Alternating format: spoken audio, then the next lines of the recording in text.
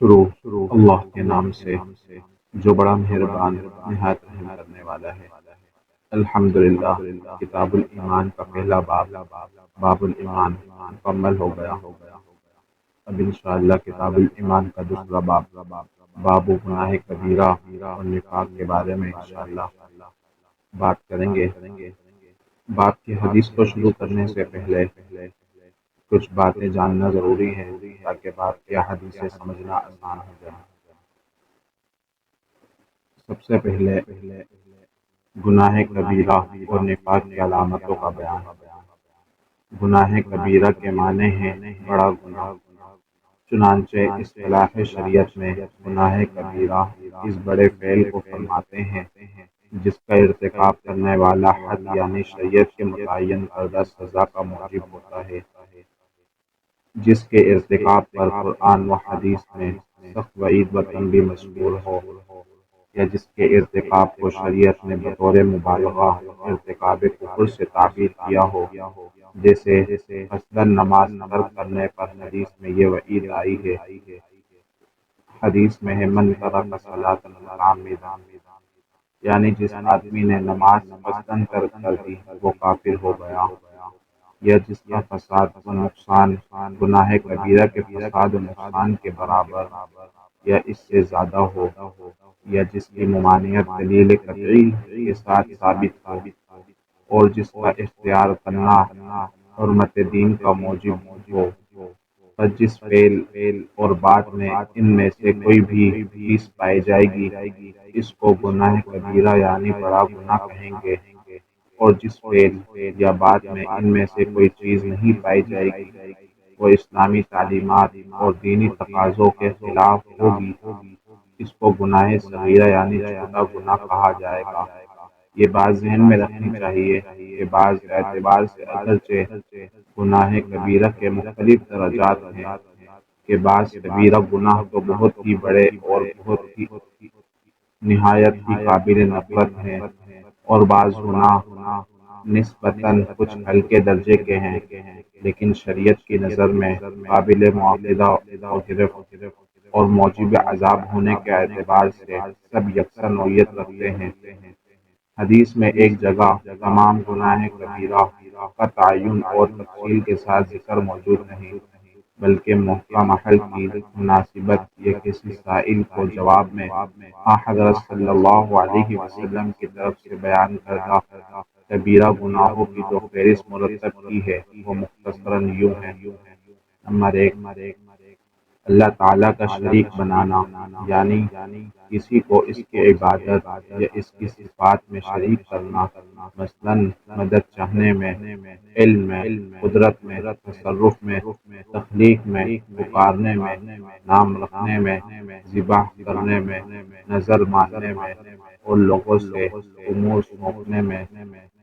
کسی کو بھی وہ درجہ و حیثیت دینا جو صرف اللہ تعالیٰ کے لیے خاص ہے۔ نمبر 2، گناہ پر اصرار و دوام کی نیت رکھنا۔ نمبر 3، ناحق کسی کو قتل کرنا۔ نمبر 4، زنا کرنا، لواطت کرنا، چوری کرنا، جادو سیکھنا اور جادو کرنا، شراب پینا، نشہ آور اشیاء کا استعمال کرنا، محارم یعنی ماں، بیٹی، بہن، پھوپھی، نانی، خالہ وغیرہ سے نکاح کرنا، جوا سیکھنا اور جوا کھیلنا، دارالحرب سے ہجرت نہ کرنا، دشمنان دین سے دوستی اور تعلق رکھنا، طاقت اور قوت اور غالب حیثیت رکھنے کے باوجود دشمنان دین سے جہاد نہ کرنا، سود کھانا، خنزیر اور مردار کے گوشت کا استعمال کرنا، نجومی اور کاہن کی تصدیق کرنا، ناحق کسی کا مال ہڑپ کر لینا، پاک باز مرد یا پاک دامن عورت پر زنا کی تہمت دھرنا، جھوٹی گواہی دینا، کسی عذر شرعی کے بغیر قصداً رمضان کا روزہ نہ رکھنا یا روزہ توڑنا، جھوٹی قسم کھانا، قطع تعلقی کرنا، ماں باپ کو ستانا اور ان کی نافرمانی کرنا، جنگ کے موقع پر دشمنان دین کے مقابلے سے فرار اختیار کرنا، یتیموں کا مال ناحق کھانا، ناپ تول میں خیانت کرنا، نماز کو وقت پر نہ پڑھنا، مسلمانوں سے ناحق لڑنا جھگڑنا، ذات رسالت میں آپ صلی اللہ علیہ وسلم پر جھوٹ الزام لگانا،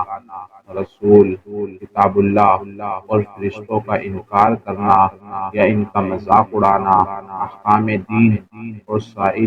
مسائل شریعت کا انکار کرنا،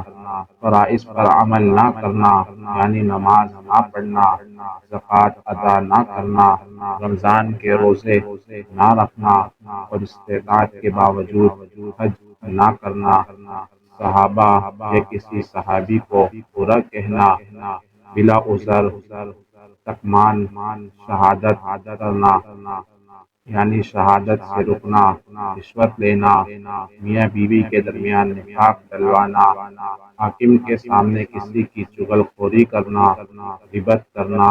اسراف میں مبتلا ہونا، راہزنی کا ارتکاب کرنا، دین کے نام پر یا کسی دنیاوی غرض کے تحت روئے زمین پر فتنہ و فساد پھیلانا، گناہ صغیرہ پر اصرار و دوام اختیار کرنا، کسی کو گناہ کی طرف راغب کرنا یا گناہ کے ارتکاب میں مدد دینا، ہارمونیم، طبلہ اور دوسرے ممنوع باجوں کے ساتھ گانا، نہاتے وقت دوسروں کے سامنے سطر کھولنا، مالی مطالبات اور واجبات کی ادائیگی میں بخل کرنا، خودکشی کرنا، اپنے اعضائے بدن میں سے کسی عضو کو ضائع کرنا اور تلف کر دینا، منی اور پیشاب کی گندگی سے صفائی اور پاکی حاصل نہ کرنا، تقدیر کو جھٹلانا، اپنے سردار اور حاکم سے عہد شکنی کرنا، کسی ذات اور نسبت میں طعن و زنی کرنا، غرور اور تکبر کے تحت پائنچے لٹکانا، لوگوں کو گمراہی کی طرف بلانا، میت پر نوحہ کرنا، برے طریقے اور بیہودہ رسمیں رائج کرنا، دھاری دار آلے سے کسی مسلمان کی طرف اشارہ کرنا، کسی کو خصی کر دینا، اپنے بدن کے کسی حصے کو کاٹنا، مثلاً داڑھی منڈوانا یا ناک وغیرہ تھوڑی سی کاٹ ڈالنا، اپنے محسن سے احسان فراموشی کرنا، حدود حرم میں ان کاموں کو کرنا جن کی ممانعت ہے، حدود حرم میں جاسوسی کرنا، نرد کھیلنا یا ایسا کوئی بھی کھیل کھیلنا جو اتفاقاً حرام ہو، کسی مسلمان کو کافر کہنا یا اس کو کسی ایسے الفاظ سے مخاطب کرنا جو صرف کافر کے لیے استعمال ہوتا ہے، اگر ایک سے زائد بیویاں ہوں تو ان کے درمیان برابری میں عدل کرنا، جلب کرنا یعنی مشتنی کرنا، غلہ وغیرہ کی گرانی سے خوش ہونا یعنی قحط کرنے سے خوش ہونا، جانوروں کے ساتھ بدفعلی کرنا، عالم کا اپنے علم پر عمل نہ کرنا، دنیا کی محبت میں مبتلا ہونا، امرت پر بری نظر رکھنا، دوسروں کے گھر میں جھانکنا، صاحب خانہ کی اجازت کے بغیر اس کے گھر کے اندر داخل ہونا، دیوس اور خرم ساکی کرنا یعنی بدمعاشی وغیرہ کرنا، امر بالمعروف اور نہی عن المنکر یعنی اچھے کاموں کی تبلیغ و تلقین اور برے کاموں سے روکنے کا فریضہ، باوجود قدرت کے انجام نہ دینا، پڑھنے کے بعد قرآن مجید کو بھلا دینا، جانوروں کو آگ میں جلانا، عورت کا بغیر شرعی عذر اپنے شوہر کی نافرمانی کرنا، مرد کا عورت پر ظلم کرنا، اللہ کی رحمت و مغفرت سے نا امید ہونا، اللہ کے عذاب سے بے خوف ہونا،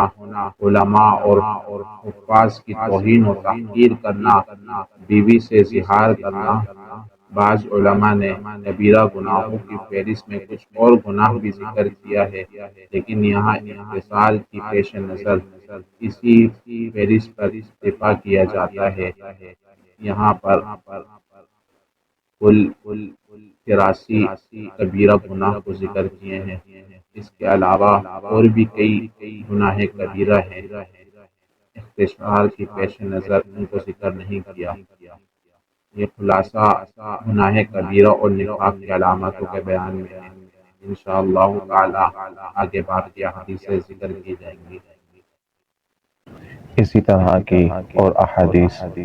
اور دعا وغیرہ سننے کے لیے ہمارے چینل کو سبسکرائب کیجیے۔ السلام علیکم ورحمۃ اللہ وبرکاتہ۔